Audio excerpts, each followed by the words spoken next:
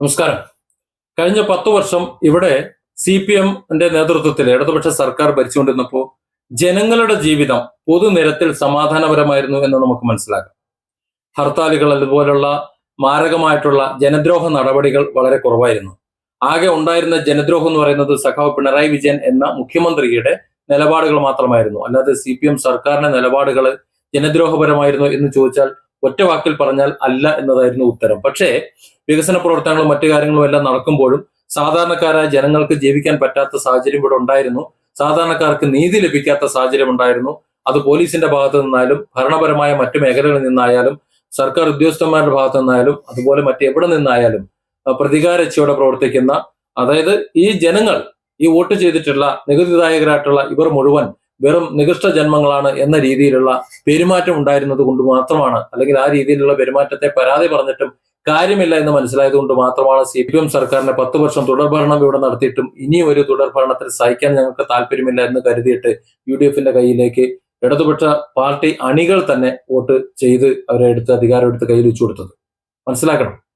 പക്ഷെ അപ്പോഴും ജനങ്ങൾക്കൊരു സമാധാനം ഉണ്ടായിരുന്നു. അവർക്ക് കുറച്ച് പട്ടിണിയാണെന്നുണ്ടെങ്കിൽ പൊതുനിരത്തിലേക്ക് ഇറങ്ങി നടക്കാൻ കഴിയുമെന്നൊരു സാഹചര്യം ഉണ്ടായിരുന്നു.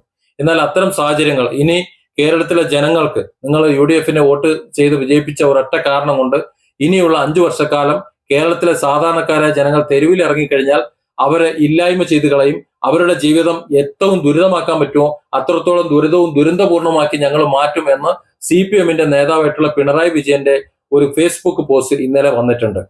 അത് പച്ചയ്ക്ക് അങ്ങനെയല്ല പറയുന്നത്. ആ വരികൾക്കിടയിലൂടെ വായിച്ചു കഴിഞ്ഞാൽ നമുക്കത് മനസ്സിലാവും. നിയമസഭാ തെരഞ്ഞെടുപ്പിൽ ഉണ്ടായ ജനവിധിയെ ആദരവോടെ സ്വീകരിക്കുന്നു. ഈ തെരഞ്ഞെടുപ്പിൽ വിജയം നേടിയ UDF-നെ അഭിനന്ദനങ്ങൾ അറിയിക്കുന്നു.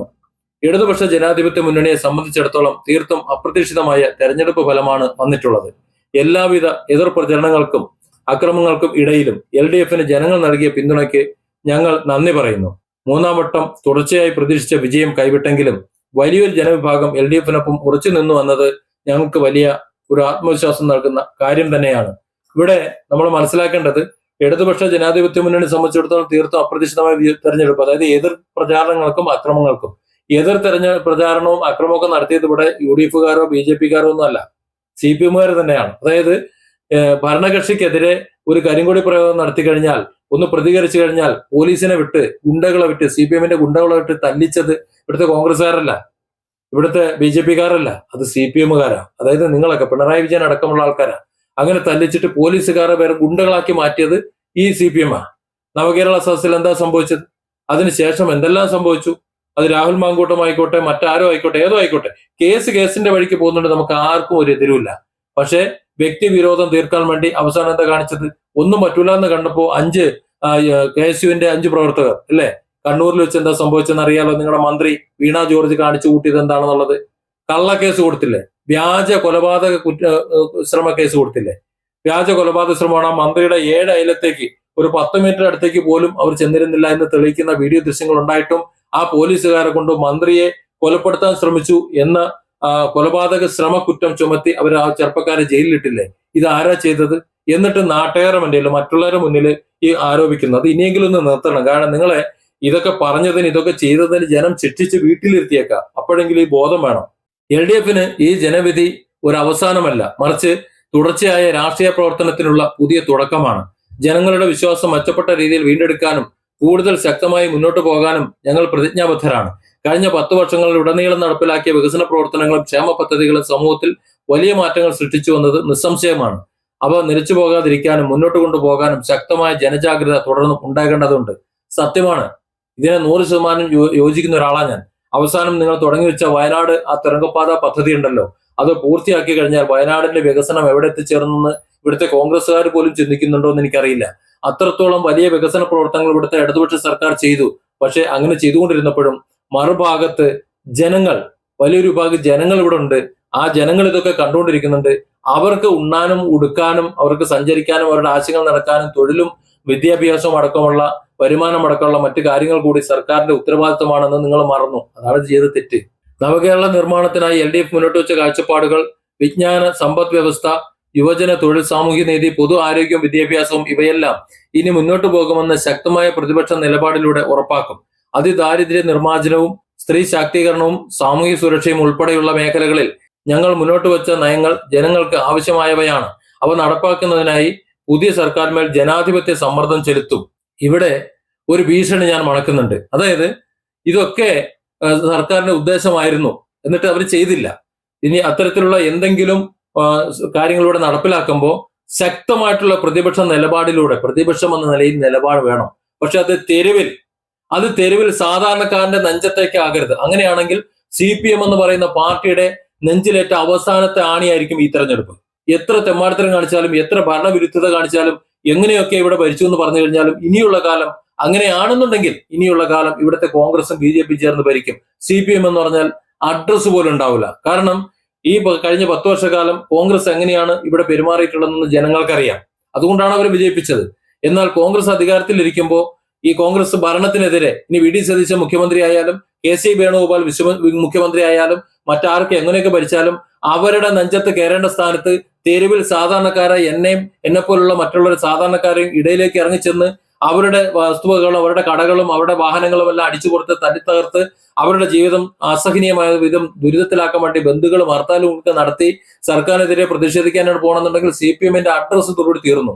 ഇവിടെ ഈ എഴുത്തിനിടയിൽ ഈ വായിക്കേണ്ടി വരുന്നതിനിടയിൽ അത്തരം ചില കാര്യങ്ങൾ വരികൾക്കിടയിൽ വായിച്ചെടുക്കേണ്ടി വരുന്നുണ്ട്. കാരണം ആര് സമരം നടത്തിയാലും, അതായത് ഏതപ്പം ചത്തു കഴിഞ്ഞാലും കോഴിക്ക് കടക്കപ്പുറതി ഇല്ല എന്ന് പറയുന്നത് പോലെ എങ്ങനെയൊക്കെ ആരൊക്കെ ചെയ്തു കഴിഞ്ഞാലും നാട്ടുകാരുടെ നെഞ്ചത്തേക്കാണ് ഇവിടുത്തെ സമരം മുഴുവൻ നടക്കുന്നത്. ഇപ്പോ ഒരുത്തൻ ആത്മഹത്യ ചെയ്തു. ആ ആത്മഹത്യ ചെയ്തത് ചെയ്യാൻ പാടില്ലാത്തതാണ് എന്ന് കൃത്യമായി മനസ്സിലാക്കിക്കൊണ്ട് കേരളത്തിലെ ജനം മുഴുവൻ അതിനെതിരെ നിന്നു. ആ അധ്യാപകർക്കെതിരെയും ആ വിദ്യാഭ്യാസ സ്ഥാപനത്തിനെതിരെ നിലകൊണ്ടു. എന്നിട്ട് അതൊന്നും പോരാഞ്ഞിട്ട് കേരളത്തിലെ ജനങ്ങളെ മുഴുവൻ, രോഗിയായ ഒരാൾക്ക് ചികിത്സ കിട്ടാതെ, ഒരു കുഞ്ഞിന് പാല് കൊടുക്കാൻ കഴിയാതെ, ഒരു അത്യാവശ്യത്തിന് ഒരു പോകാൻ കഴിയാതെ യാത്ര തടസ്സപ്പെടുത്തിയ തെമ്മാടിത്തരം അത് കണ്ടല്ലോ ജനം എങ്ങനെ പ്രതികരിച്ചു എന്നുള്ളത്.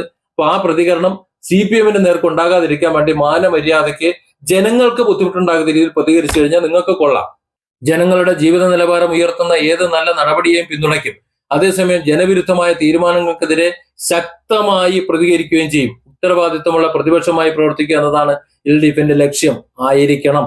ഉത്തരവാദിത്വ ബോധം വേണം. ഉത്തരവാദിത്വമുള്ള പ്രതിപക്ഷം എന്ന് പറയുന്നത് ഭരണപക്ഷത്തെ തിരുത്താൻ വേണ്ടിയിട്ടായിരിക്കണം. അല്ലാതെ ഭരണപക്ഷത്തും പ്രതിപക്ഷത്തുമായി നിലകൊള്ളുന്ന നിങ്ങളെയൊക്കെ താങ്ങി നിർത്തിക്കൊണ്ടിരിക്കുന്ന കേരളത്തിലെ 3.5 കോടി ജനങ്ങളുടെ നെഞ്ചത്ത് കയറിക്കൊണ്ടാകരുത് എന്ന് അത് ഓർമ്മ വേണം. കേരളത്തിലെ മതനിരപേക്ഷതയും ബഹുസ്വരതയും സംരക്ഷിക്കുക എന്നത് LDF-ന്റെ അടിസ്ഥാന നിലപാടാണ്.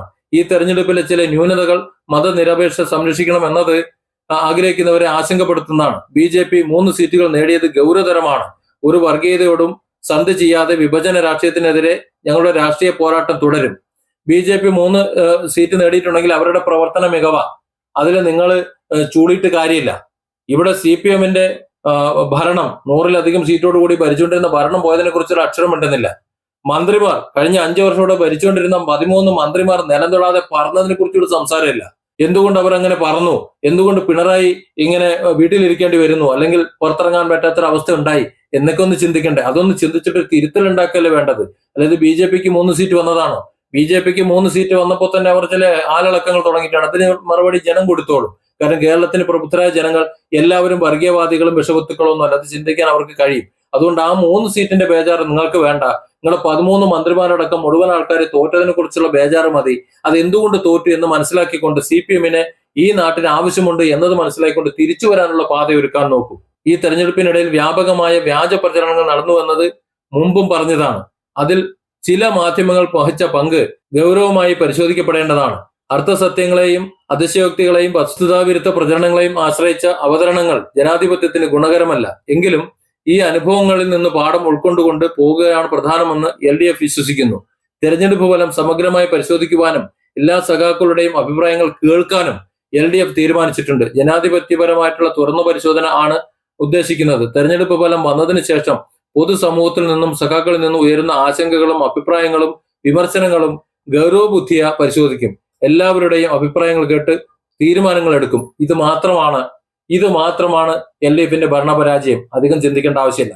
അതായത് കേരളത്തിൽ വലിയ ഭൂരിപക്ഷം നിന്ന് രണ്ടാമതും ഭരണത്തിലെത്തിയ സഖാക്കളെ അടക്കമുള്ള കേരളത്തിലെ ജനങ്ങളെ ഈ സർക്കാർ മറന്നിട്ട് അവർക്ക് 10 പുത്തൻ തടയുന്ന വികസന പദ്ധതികൾ, അത് റോഡായാലും പാലങ്ങളായാലും കെട്ടിടങ്ങളായാലും അത് ഉണ്ടാക്കി.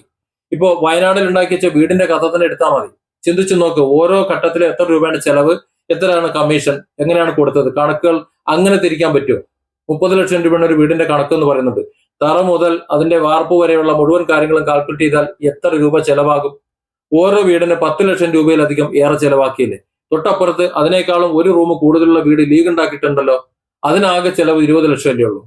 അത്രയല്ലേ ഉള്ളൂ. അപ്പോൾ ഇവിടെ എങ്ങനെയാ സംഭവിച്ചത് 30 ലക്ഷം എന്ന് പറയുമ്പോൾ? അപ്പോൾ ഇത് അടിച്ചു മാറ്റൽ, അങ്ങനെ കുറെ പണമുണ്ട്, കുറെ പണം കൊള്ളയടിച്ച് പോയിപ്പെട്ടിട്ടുണ്ട്. ആ കാര്യങ്ങൾ കൂടി സംസാരിക്കപ്പെടണം. സഖാക്കൾ എല്ലാവരും പൊട്ടന്മാരാണെന്ന് കരുതരുത്. ചിന്തിക്കുന്ന, ചിന്താശേഷിയുള്ള, രക്തപതാക ഹൃദയത്തിലേറ്റിയ വലിയൊരു വിഭാഗം ഇപ്പോഴും ഉണ്ട്. അവരിത് പരസ്യമായി വിളിച്ചു പറയാത്തത് ഈ പാർട്ടി ജനങ്ങളുടെ ഇടയിൽ തെറ്റിദ്ധരിക്കപ്പെടും എന്ന് കരുതിയിട്ടാണ്. അതുകൊണ്ട് തന്നെ അവർ പാർട്ടി നേതാക്കളുടെ ഇടയിൽ പറയാൻ ആഗ്രഹിക്കുന്ന കാര്യങ്ങൾ പറയാൻ നിങ്ങൾ സമ്മതിച്ചിട്ടില്ല.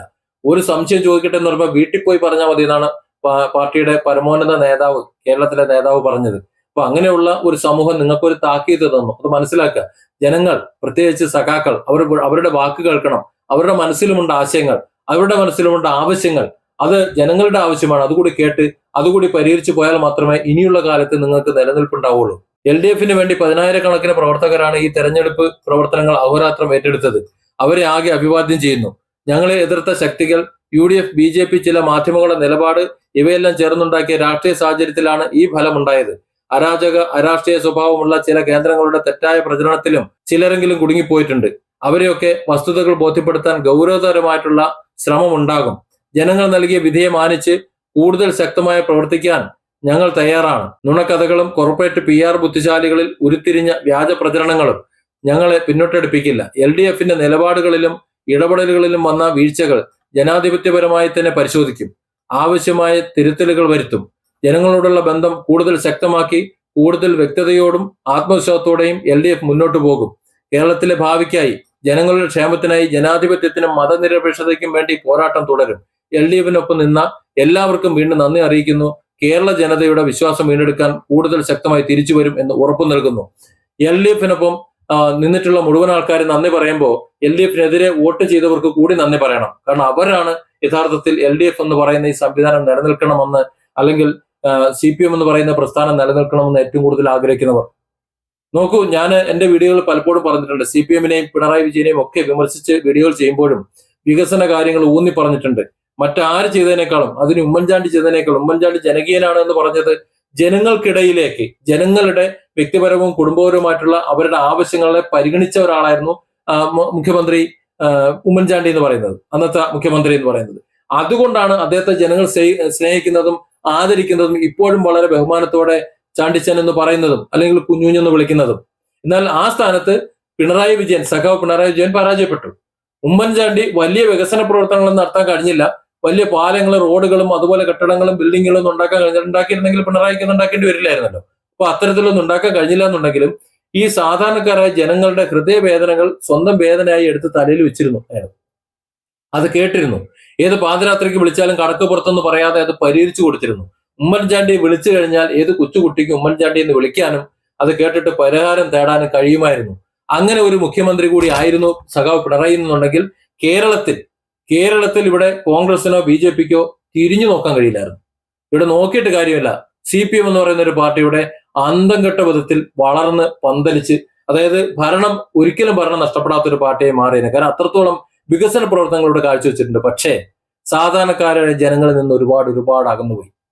കമ്മീഷൻ കിട്ടുന്ന വഴിക്ക് മാത്രം വന്നു. അതൊന്ന് മാറ്റി പിടിച്ചാൽ മതി. ആ ഏകാധിപത്യം ഒന്ന് മാറ്റി ജനാധിപത്യത്തിലേക്ക് കൊണ്ടുവന്ന് ജനങ്ങളെ സംരക്ഷിക്കാനാണ്, ജനങ്ങൾ കൂടി ചേർന്നതാണ് തങ്ങളുടെ രാഷ്ട്രീയ സംവിധാനം എന്ന് മനസ്സിലാക്കിക്കൊണ്ട് അവരെ കൂടെ ചേർത്ത് പിടിച്ച് അവരുടെ പ്രശ്നങ്ങൾ പരിഹരിക്കാൻ, അവരെ ദ്രോഹിക്കാനല്ല, ഇവിടെ അവരുടെ പ്രശ്നങ്ങൾ പരിഹരിക്കാൻ എന്ന പേരിൽ അവർ ദ്രോഹിക്കുകയാണ് ചെയ്യുന്നത്. അതായത് ജനങ്ങളുടെ പ്രശ്നം പരിഹരിക്കാൻ, തൊഴിലാളികളുടെ പ്രശ്നങ്ങൾ പരിഹരിക്കാൻ വേണ്ടി പണിമുടക്ക്, എന്നിട്ട് അതിന് ഹർത്താൽ. ഈ ഹർത്താൽ മുഴുവൻ നശിപ്പിക്കപ്പെടുന്നത് ഇവിടുത്തെ സാധാരണക്കാരന്റെ വരുമാനം, സാധാരണക്കാരന്റെ കച്ചവടം, അവന്റെ കുട്ടികളുടെ വിദ്യാഭ്യാസം, അവന്റെ കുട്ടിയുടെ ജീവിതം, അവന്റെ രോഗ ചികിത്സ എല്ലാം. ഇപ്പൊ കഴിഞ്ഞ ഹർത്താലിൽ NS എഴുതാൻ കഴിയാതെ പോയ എത്ര കുട്ടികളുണ്ട്. അവരുടെ ജീവിതം തൊലഞ്ഞില്ല. ഇനി അടുത്ത NS എക്സാമിന് ഇനി എന്നാ വരിക? അതിൽ പ്രവേശനം കിട്ടിയാൽ അതല്ലേ എന്റെ അവസ്ഥ എന്ന് പറയുന്നത്. അപ്പോൾ അത്തരത്തിൽ ഒരു രീതിയിലുള്ള പ്രതികരണം ആയിരിക്കരുത് CPM നടത്തുന്നത്. അങ്ങനെയാണ് ഇനി നടത്തുന്നുണ്ടെങ്കിൽ ഇത് പ്രബുദ്ധരായിട്ടുള്ള കേരളമാണ്, 2026 ജീവിക്കുന്ന യുവാക്കളാണ്. അവർ CPMന്റെ മരണമണി മുഴക്കും. അക്കാര്യത്തിൽ സംശയമൊന്നുമില്ല. അതല്ല ഉമ്മൻചാണ്ടി സർക്കാർ ചെയ്തതുപോലെ വികസന പ്രവർത്തനങ്ങൾ ആവോളം ഇവർ ചെയ്തു വെച്ചിട്ടുണ്ട്. അതുകൊണ്ട് ഇനി അതിനെക്കുറിച്ച് ചിന്തിക്കേണ്ട. ബാക്കിയുള്ള സാധാരണക്കാരായ വോട്ടർമാരെ, ജനങ്ങളെ ചേർത്ത് പിടിച്ചുകൊണ്ട് അവരുടെ സമുദ്ധാരണം, അവരുടെ ജീവിത സുരക്ഷിതത്വം ഭയമില്ലാതെ സാമ്പത്തിക ബാധ്യത ഇല്ലാതെ ജീവിക്കാനുള്ള ഒരു അന്തരീക്ഷം ഒരുക്കി കൊടുക്കുക, ഇതൊക്കെയാണ് അടുത്ത LDF സർക്കാരിന്റെ ലക്ഷ്യമായി കണ്ടുകൊണ്ട് നിങ്ങൾ പ്രവർത്തിക്കുന്നെങ്കിൽ, പ്രതിപക്ഷത്ത് നിങ്ങൾ അങ്ങനെയാണ് പ്രവർത്തിക്കുന്നുണ്ടെങ്കിൽ ജനങ്ങൾക്ക് അത് ബോധ്യപ്പെടും, ജനങ്ങൾ നിങ്ങൾക്ക് അധികാരം തരും. Different angles. Don't forget to subscribe and support this channel.